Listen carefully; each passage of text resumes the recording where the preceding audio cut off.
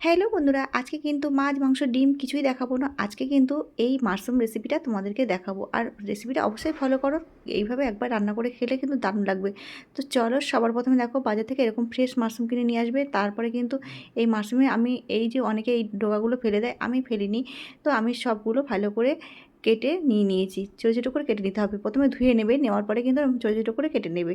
এরপরে চলো, কড়াইতে গরম জল বসিয়ে দিয়েছি। দেওয়ার পরে আমি সামান্য একটু লবণ দিয়ে দিয়েছি। দেওয়ার পরেই কিন্তু এই যে মাশরুমগুলো দিয়ে একটু ভালো করে ভাপিয়ে নিতে হবে। মাশরুমগুলো বেশ ভালো করে ভাপিয়ে নিয়ে কিন্তু জলটা ছেড়ে নিতে হবে।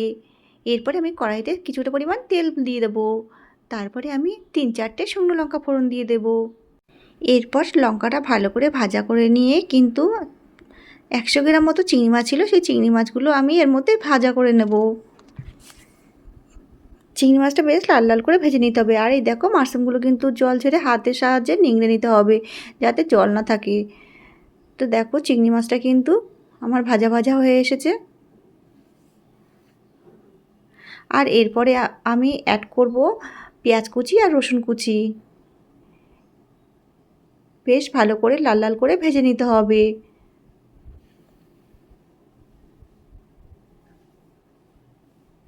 এরপর আমি মাশরুমগুলো দিয়ে দেবো। মাশরুমগুলো দেওয়ার পরেই কিন্তু বেশ ভালো করে অনেকক্ষণ ধরেই ভাজা ভাজা করতে হবে। এর মধ্যে পরিমাণ মতো লবণ এবং হলুদ এবং সামান্য একটু চিনি তোমরা দিতে পারো। আমি যেহেতু চিংড়ি মাছের মধ্যে দিয়ে দিয়েছি, সেই জন্য আর দেইনি। তো বন্ধুরা, বাড়িতে একবার এইভাবে ট্রাই করে দেখো, অবশ্যই ভালো লাগবে, কথা দিলাম। আর আমার চ্যানেলে তোমরা যারা নতুন, অবশ্যই সাবস্ক্রাইবটা করে দিও। আজকের মতো টাটা।